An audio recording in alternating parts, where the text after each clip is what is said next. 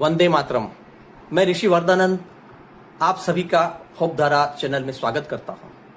चुनाव के संदर्भ में मुझे कुछ महत्वपूर्ण बात आपसे करनी है। 3 बातें महत्वपूर्ण हैं, उनको अंत तक सुनिएगा। पहली बात इससे संबंधित है कि अब आपका यह बहाना नहीं चलेगा कि हमारा वोटर आईडी कार्ड नहीं है या वोटर लिस्ट में नाम नहीं है। अब इसका समाधान मिल गया है। अगर आपके पास वोटर आईडी कार्ड है लेकिन वोटर लिस्ट में आपका नाम नहीं है तो आप मतदान केंद्र में जाकर के धारा 48 के अंतर्गत अपना वोट दे सकते हैं। अगर आपका वोटर आईडी कार्ड भी नहीं है, वोटर लिस्ट में नाम भी नहीं है, तो आप अपना आधार कार्ड और साथ में 2 फोटोग्राफ या फोटो लगा हुआ कोई आईडी कार्ड लेकर के जा सकते हैं और मतदान केंद्र में फॉर्म 8 मांग करके भर सकते हैं और अपना वोट डाल सकते हैं। और यदि आपके पास वोटर आईडी कार्ड है लेकिन मतदान केंद्र पर जाने पर आपको पता लगता कि आपका वोट तो किसी और ने फर्जी डाल दिया है, तो भी घबराइए नहीं, चिंता नहीं कीजिए। आप टेंडर वोट मांगिए और फॉर्म 17 में आप अपना टेंडर वोट डाल करके आ सकते हैं। यदि किसी पोलिंग बूथ पर 14% से ज्यादा टेंडर बूथ होते हैं तो वहां पर पुनर्मतदान हो जाता है। इसलिए आपको वोट जरूर डालना है। मैं 100% हिंदुओं को जगाना चाहता हूं और चाहता हूं कि अधिक से अधिक हिंदू, अधिक से अधिक नहीं, 100% हिंदुओं को आना चाहिए और अपना वोट डालना चाहिए। अगर आप अपना वोट ही नहीं डालते हैं तो आपको सरकार पर या लोकतंत्र पर उंगली उठाने का कोई अधिकार नहीं है। इसलिए आप अपना कर्तव्य समझ करके इसका पालन कीजिए। घर से बाहर निकलिए, कोई पिकनिक पे मत जाइए, कोई बहाना मत बनाइए। एक दिन के लिए कम से कम देश के लिए ये सेवा कीजिए, अपना वोट डालिए और औरों को भी वोट डालने के लिए प्रेरित कीजिए। मैं आपको जगा रहा हूं, आप औरों को जगाइए और निश्चित कीजिए कि 100% हिंदुओं का मतदान हो। यदि कोई मुल्ला मौलवी फतवा जारी कर करके मुसलमानों के एक तरफा वोट डलवा सकता है तो हम हिंदू एकजुट होकर के वोट क्यों नहीं डाल सकते? तो मेरी दूसरी महत्वपूर्ण बात यह है कि हिंदुओं को एक तरफ एकजुट होकर के वोट डालना है। हमें जाति वर्ण व्यवस्था में बट करके कोई वोट नहीं डालना है। हम 4 वर्णों में होंगे लेकिन 100 रुपए को अगर 4 भागों में बांट करके अगर आप टुकड़े टुकड़े कर देंगे तो क्या उनकी कीमत 25-25 रुपए भी रह जाएगी? नहीं ना।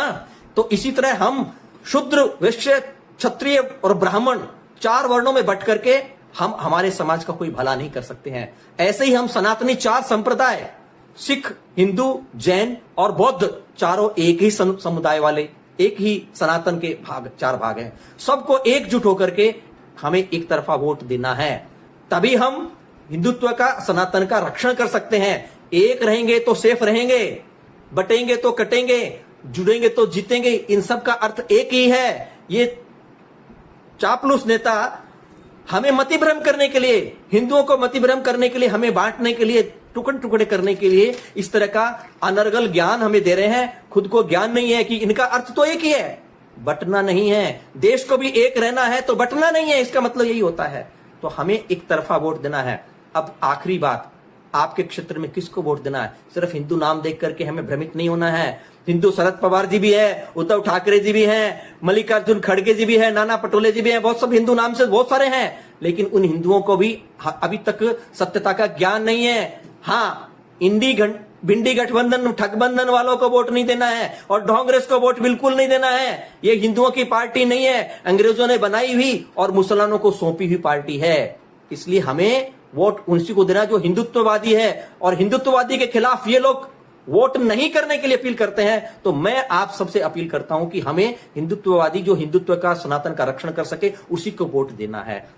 आपके क्षेत्र में किसको वोट देना है? अगर आपके यहां पर मति भ्रम हो तो आप, मेरा ये व्हाट्सएप नंबर है, इस पर आप अपना नाम और अपने क्षेत्र का नाम लिखेंगे, आपको संदेश मिल जाएगा कि आपके हिंदू क्षेत्र में हिंदुत्व के रक्षण करने वाला हमारा सनातनी उम्मीदवार कौन है।